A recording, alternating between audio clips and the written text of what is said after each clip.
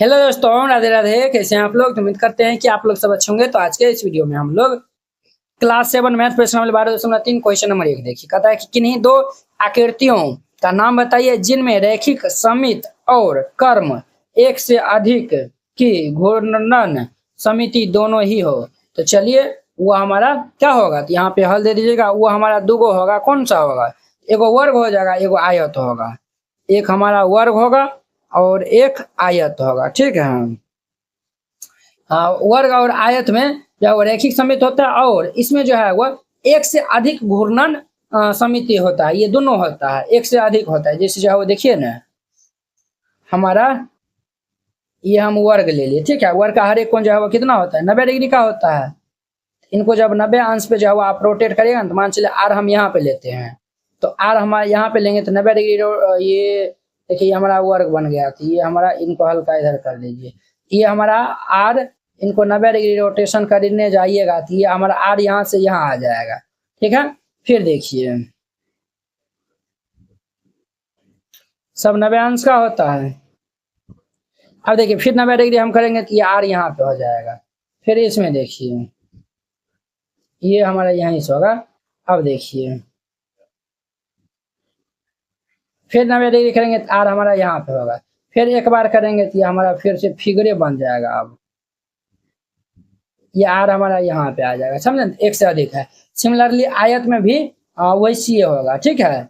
चलिए, अब देखिए, कक्षा 7 एनसीईआरटी गणित संपूर्ण हल complete NCERT handwritten and colourful note, ये सभी उन बोर्डों के लिए उपयोग है जहां पे एनसीईआरटी लागू है। जैसे बिहार बोर्ड में भी एनसीईआरटी है, यूपी बोर्ड में भी, एमपी बोर्ड में भी, झारखंड बोर्ड या फिर अन्य सभी बोर्ड के लिए। ये जो है वो आपको मात्र 49 रुपया में जो है वो दिया जाएगा। ये जो है वो पहले नोट जो है वो देख लीजिए, फिर इनको जो है वो बाय करिए। आपको इस टाइप का जो है वो नोट दिया जाएगा, पूरा एकदम जो है वो एनसीईआरटी क्लास 7 का सोल्यूशन रहेगा। एकदम जो है वो कलरफुल नोट रहेगा। तो आपको जो है वो नोट बनाने में भी जो है वो आसानी रहेगा और रिवाइजिंग करने में भी जो है वो आसानी होगा। आप इनको जो है वो प्रिंट आउट भी जो है निकाल के अच्छा से जो है वो पढ़ सकते हैं। ठीक है। इस नोट में ये खास बात है, अध्याय 1 आपको जो है वो पहले समझना है। पहले जो है वो वीडियो देख लीजिए, फिर जाके जो है वो ये नोट जो है वो बनाइएगा। अध्याय 1 है, सभी में जो है वो वीडियो का जो है वो लिंक लगा हुआ है। जैसे हम जो है वो भिन्न एवं दशमलव है, ये प्रश्नावली है, इस पे हम क्लिक किए, ये देखिए यूट्यूब वीडियो का जो है वो लिंक खुल गया है। आप यहाँ पे जो है वो पहले देख लीजिएगा और फिर जाके जो है वो नोट को जो है वो राइट डाउन करिएगा। तो इस नोट को लेने के लिए आप इस क्यूआर कोड पे जो है वो 49 रुपया जो है वो सेंड कर दीजिएगा। अगर ये क्यूआर कोड नहीं काम करता है तो इस नंबर पे जो है वो बात कर लीजिएगा,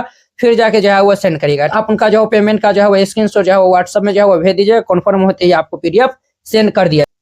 दुम कहता है, जहां संभव हो तो निम्नलिखित की एक रफ आकृति खींचे। अब देखिए, इसमें जहां पे संभव होगा हमको एक रफ आकृति भी जो है वो खींच के बताना है। पहला, एक त्रिभुज जिसमें और रैखिक सममित और कर्म एक से अधिक घूर्णन दोनों ही हो। चलिए, वो हमारा क्या होगा?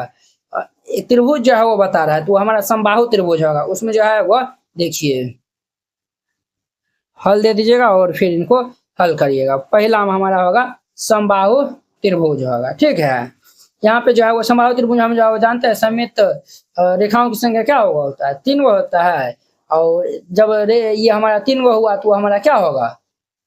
तो वो हमारा रैखिक सममित हो जाएगा। ठीक है। और इनको हम देखिए यहाँ पे समझिए, पहले हम एक समबाहु त्रिभुज बना लेते हैं। देखिए कैसे बन गया जी। हाँ, ये हम बना लिए हैं। अब देखिए, इसमें हमारा एक तो ये हो जाएगा। ठीक है। और एक ये होगा और एक हमारा ये होगा। इसमें जो है वह, चूंकि यहाँ सममित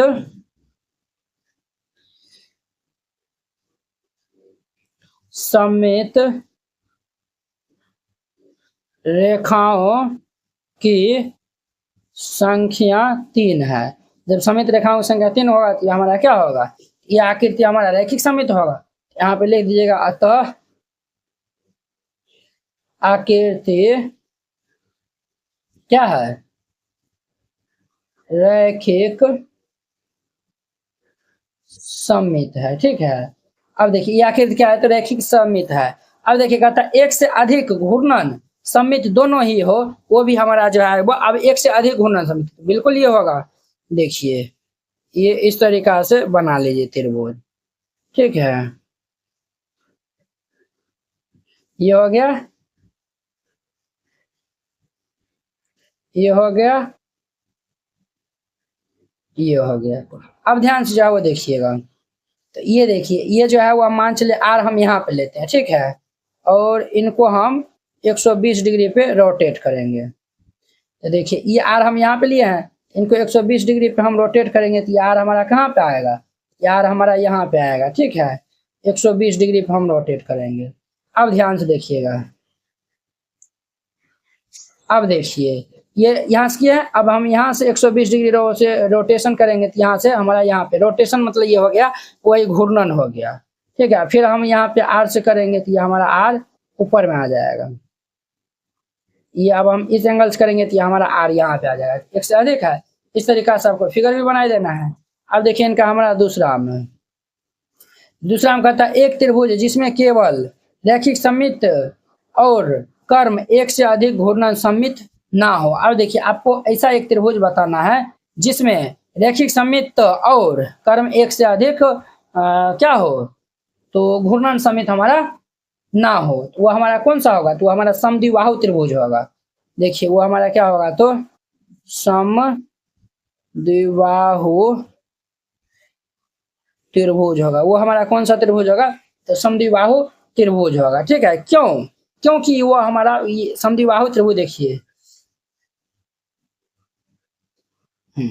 समद्विबाहु त्रिभुज में ये दोनों भुजा क्या होता है, बराबर होता है।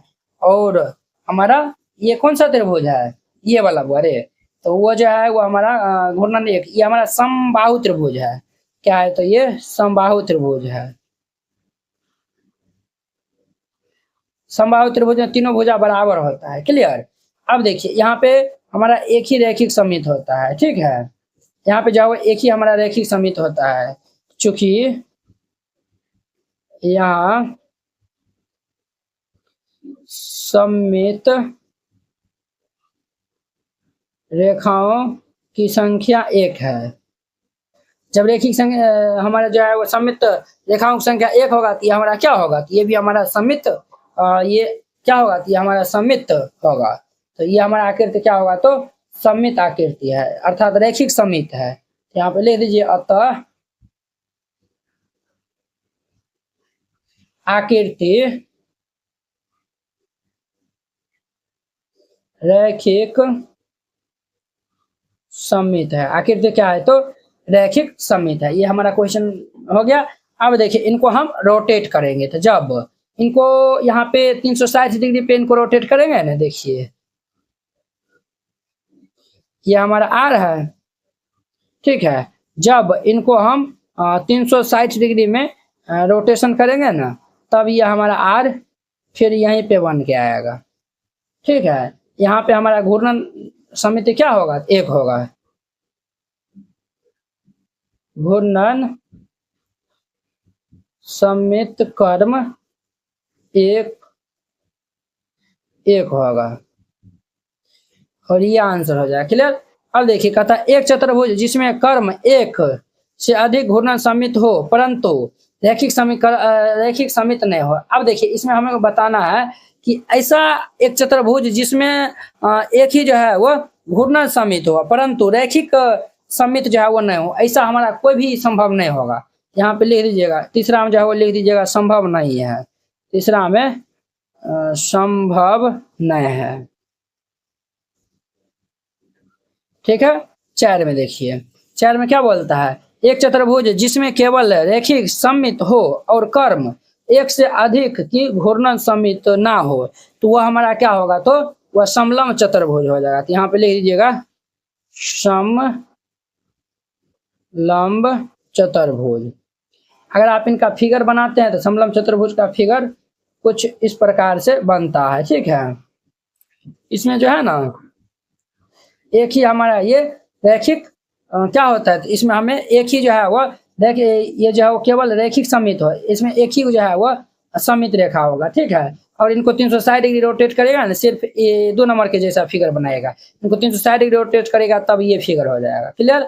अब देखिए नेक्स्ट इनका हमारा 3 नंबर, 3 नंबर में देखिए कहता है यदि किसी आकृति की 2 या 2 से अधिक सममित रेखाएं हो तो क्या यह आवश्यक है कि उनमें कर्म एक से अधिक की घूर्णन सममित होगा। ये बिल्कुल जो है वह हमारा ये सत्य हो जाएगा, ये हमारा क्या होगा, हाँ होगा। जैसे जो है वो देखिए, एगो देखो एग्जाम्पल दे देते हैं, यहाँ पे हल दे दीजिएगा और यहाँ पे लिख दीजिएगा हाँ। एगो एग्जाम्पल दे देते हैं, एगो दो एग्जाम्पल दे देते हैं। जैसे आकृति देखिए और यहाँ पे सममित रेखाएं, सममित रेखाएं, ठीक है, सममित रेखाएं। और इस साइड में घूर्णन सममित। देखिए अब देखिए सममित आकृति में जैसे हम जो है वो आयत ले लेते हैं, क्या ले लेते हैं, आयत। आयत में जो है वो सममित रेखाएं दो गो होता है, ठीक है, और इनका घूर्णन सममित भी जो है वो दो गो होगा, घूर्णन कर्म सममित हमारा दो गो होगा। इसी प्रकार वर्ग ले लीजिए, तो वर्ग में जो है वो सममित रेखा 4 गो होता है और इनका कर्म भी जो है वो 90-90-90 करके घुमाइएगा तो ये हमारा 4 गो होगा, ठीक है। और यहाँ पे आप ले लीजिए वृत्त, ले लीजिए वृत्त में हमारा अनंत क्या होता है, अनंत सममित रेखा भी होता है और इनका घूर्णन भी जो है वो अनंत होता है। इसने क्वेश्चन में क्या बोला है, यदि किसी आकृति की 2 या 2 से अधिक सममित रेखाएं हो, क्या यह आवश्यक है कि उसमें जो है वो 1 से अधिक घूर्णन। अब देखिए इनका जो सममित रेखा 2 है, 1 से तो अधिक है, इनका घूर्णन सममित भी जो है वो 1 से जो है वो क्या है, अधिक है। इसमें देखिए 4 है, इनमें भी हमारा क्या है, 4 है, मतलब 1 से तो अधिक क्या है। इस तरीका से बनाइएगा, ये क्वेश्चन कंप्लीट हो जाएगा। आई होप कि आप लोग ये समझ गए होंगे। अब देखिए नेक्स्ट इनका हमारा चौथा नंबर क्वेश्चन, ये भी क्वेश्चन आसान है। देखिए कहता है रिक्त स्थान को भरना, इसमें हमें रिक्त स्थान को भरना है, ठीक है। अब देखिए यहाँ पे आकार दिया हुआ वर्ग, आयत, समचतुर्भुज, समबाहु त्रिभुज, समषष्टभुज, वृत्त और ये अर्धवृत्त। इसमें देखिए घूर्णन का केंद्र, तो घूर्णन का केंद्र जो है वो विकर्ण का प्रतिच्छेद बिंदु होता है वर्ग में। वर्ग में क्या होता है, तो विकर्ण का प्रतिच्छेद बिंदु होता है। देखिए ना वर्ग जो है वो बनाने जाइएगा तो कुछ इस प्रकार से होगा। इनका हमारा ये होता है, ये होता है, इस तरीका से होता है, इस तरीका से 4 गो होता है। ये जो हमारा है ना, यही जो है वो हमारा विकर्ण जो है वह घूर्णन का जो है वह केंद्र होता है। तो देखिए यहाँ पे हम जो है वो पहला में लिखते हैं, पहला में वर्ग 1 2 3 4 5 6 7 को है तो हम पहला में लिखते हैं। तो यहाँ पे लिखिएगा विकर्णों का प्रतिच्छेद बिंदु होता है, क्लियर। अब देखिए इनका हमारा दूसरा में, तो दूसरा में हमारा क्या है, आयत है। आयत में भी विकर्णों का प्रतिच्छेदन बिंदु ही होता है। तीसरा में देखिए हमारा क्या है, समचतुर्भुज। समचतुर्भुज में भी जो है वो विकर्णों का प्रतिच्छेदन बिंदु ही होता है, इसमें भी विकर्णों का प्रतिच्छेदन बिंदु होगा। चौथा में देखिए, चौथा में क्या है, समबाहु त्रिभुज है। तो समबाहु त्रिभुज में जो है वो देखिए समबाहु त्रिभुज हमारा इस तरीका से जो है वो बनता है ना, इनमें हमारा ये होता है और इस तरीका से हमारा सममित रेखा ये सब हमारा खींचा जाता है। इसमें जो होता है वह त्रिभुज की माध्यिका होता है, क्या ये जो है वो माध्यिकाओं का प्रतिच्छेदन बिंदु होता है। ये देखिए ये भी माध्यिका, ये भी माध्यिका, ये भी माध्यिका, तीनों माध्यिका यहाँ पर मिला है। ये जो माध्यिका से ना हम इनको घुमाएंगे तो माध्यिकाओं का प्रतिच्छेदन बिंदु होगा। तो यहाँ पे लिख दीजिएगा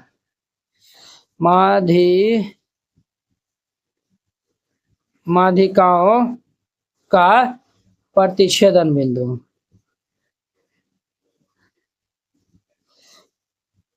प्रतिच्छेदन बिंदु, क्लियर। अब देखिए चौथा हो गया। पांचवा में देखिए, पांचवा में जो है इसमें लिखिएगा समषष्टभुज। तो समषष्टभुज में भी जो है वो माध्यिकाओं का प्रतिच्छेदन बिंदु समषष्टभुज। देखिए ये आकृति हमारा, ये आकृति कुछ इस तरीका से बनेगा। देखिए 1 2 3 4 5 6 कोण है, इसमें भी इनको मिलेगा, इनको मिलाएगा, इनको मिलाएगा, इनको मिलाएगा। तो ये सब जो है वो हमारा माध्यिकाओं का ही प्रतिच्छेदन बिंदु होगा, ठीक है। और देखिए ये तो हो गया। 5 में तो हमारा केंद्र हो जाएगा, कितना होगा, केंद्र होगा। 5 6 में हमारा केंद्र हो जाएगा, ठीक है। केंद्रीय पे से जो है वो वृत्त को जो है वो यहीं पे से जो है वो रोटेशन करिएगा ना। अब देखिए अर्धवृत्त है, अर्धवृत्त का जो है व्यास का मध्य बिंदु होता है। देखिए अर्धवृत्त है, आधागोवृत्त है, ये हमारा व्यास का, यहीं से हम जो है इनको रोटेट करेंगे। तो यहाँ पे लिखिएगा छठा, सतमा में लिखिएगा व्यास का मध्य बिंदु, व्यास का मध्य बिंदु, क्लियर हो गया। अब देखिए इनमें घूर्णन समिति कर्म, इसमें हमारा वर्ग में 4 हो जाएगा, ठीक है। देखिए वर्ग में जो है घूर्णन हमारा वर्ग में जो है वो 4 गो होता है आयत में जो है वो क्या होता है, दुगो होता है, तो दुगो दे दीजिए। ठीक है। समषष्टभुज में जो है वो, सॉरी, समचतुर्भुज में दुगो होता है, समबाहु त्रिभुज में 3 गो होता है। ठीक है। और समषष्टभुज, इसमें 6 भुजा है तो इसमें 6 गो हो जाएगा। वृत्त में तो अनंत होता है, तो यहाँ पे लिख दीजिएगा अनंत। और अर्धवृत्त में सिर्फ एक ही बार आप इनको रोटेट कर सकते हैं। अब देखिए घूर्णन का कोण, देखिए वर को हम वर को जो है वो 90 डिग्री पे ही जो है वर का प्रत्येक कोण 90 डिग्री है, इनको 90 डिग्री पे हम घुमाते हैं, 90 डिग्री। आयत में भी हमारे आयत में इनको 180 डिग्री पे इनको घुमाते हैं। ये हम समचतुर्भुज में हम 180 डिग्री पे इनको घुमाते हैं। समबाहु त्रिभुज में 120 डिग्री पे घुमाते हैं। समषष्टभुज में 60 डिग्री में घुमाते हैं। ठीक है। और वृत्त में जो है वो इनका कोई भी जो है वो बिंदु पे आप इनको घुमा सकते हैं। यहाँ पे लिख दीजिएगा प्रत्येक बिंदु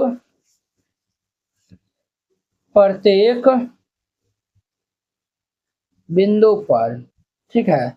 और अर्धवृत्त है, अर्धवृत्त जो है वो 360 डिग्री पे हमारा रोटेशन होता है। ठीक है। तो इस तरीका से बनाइएगा। ये हमारा 4 नंबर भी क्वेश्चन कंप्लीट हो गया। अब देखिए नेक्स्ट इनका हमारा 5 नंबर। 5 नंबर देखिए, ऐसे चतुर्भुज के नाम बताइए जिनमें रैखिक समित और कर्म एक से अधिक घूर्णन समित दोनों ही हो। तो देखिए आपको हम इनसे पिछला भी क्वेश्चन में जो है वो बताए थे, तो वो हमारा कौन था, तो देखिए इसमें जो है वो बताए थे ना। देखिए वर्ग में जो है वो समित रेखा 4 गो होता है और घूर्णन समिति भी हमारा क्या होता है, 4 गो होता है। तो 5 में लिख दीजिएगा हमारा क्या होगा, वर्ग होगा। ठीक है। अब देखिए इनका 6 में कहता है कि किसी आकृति को उसके केंद्र के परित 60 डिग्री कोण पे घुमाने पर वह उसकी प्रारंभिक स्थिति जैसे ही दिखाई देती है। इस आकृति के लिए ऐसे कौन से अन्य कोणों के लिए भी हो सकता है, तो वो हमारा क्या होगा। देखिए ये 360 डिग्री है ना, ये हमारा अन्य कोण होगा 60 डिग्री, फिर इसमें 60 जोड़ दीजिए 120 डिग्री हो जाए, फिर इसमें 60 जोड़ दीजिए तो हमारा 180 डिग्री होगा, इसमें फिर 60 जोड़ दीजिए तो ये हमारा कितना होगा, तो 180 में हम 60 जोड़ देंगे तो ये हमारा 240 डिग्री होगा, फिर इसमें हम 60 जोड़ देंगे तो ये 300 डिग्री होगा, फिर इसमें हम 60 जोड़ देंगे तो ये 360 डिग्री होगा। इस तरीका से आगे बढ़ते रहेगा। ठीक है। अब देखिए इनका 7वां नंबर में कहता है कि क्या हमें कोई ऐसी कर्म एक से अधिक घूर्णन समित प्राप्त हो सकती है जिसके घूर्णन के कोण 45 डिग्री है। तो इनका फर्स्ट में जो है वो देखिए, इनमें लिख दीजिएगा यदि घूर्णन का कोण 45 डिग्री हो तो घूर्णन समित संभव है, क्योंकि 360 डिग्री का कोण 45 से ये देखिए 360 जो है वो 45 से विभाजित, इसीलिए ये हमारा हो जाएगा। 17 जो है वो 360 डिग्री से विभाजित नहीं है, इसीलिए ये हमारा नहीं होगा। यहाँ पे लिख दीजिएगा यदि घूर्णन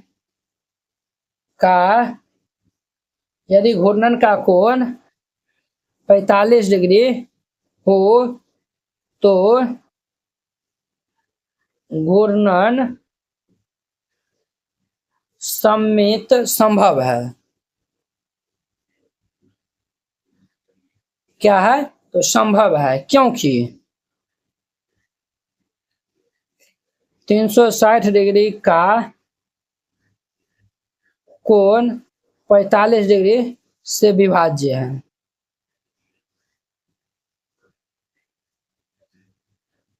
और ये आंसर हो जाएगा। ठीक है। अब देखिए 360 में जो है वो 45 भाग दीजिएगा, पूरे पूरी कट जाएगा, 17 दीजिएगा तो वो नहीं कटेगा। यहाँ पे लिख दीजिएगा यदि घूर्णन का कोण 17 डिग्री हो तो घूर्णन समित संभव नहीं है, अर्थात नहीं है। क्योंकि क्यों नहीं होगा, तो ये क्योंकि 360 डिग्री का कोण 17 डिग्री से पूर्णतः विभाजित नहीं हो सकती है, नहीं हो सकता है। और ये इनका आंसर हो जाएगा। इस तरीका से बनाइएगा। ये हमारा 12.3 भी खत्म हो गया। अब हम नेक्स्ट वीडियो में मिलेंगे इनके 13.1 प्रश्नावली के साथ में। अगर यह वीडियो आप लोग को अच्छा लगा होगा तो लाइक, कमेंट एंड अपने दोस्तों के बीच में शेयर कीजिएगा। अगर आप चैनल पे नए आए हुए हैं तो चैनल को सब्सक्राइब कर लीजिए। तो चलिए हम नेक्स्ट वीडियो में मिलते हैं। जय हिंद।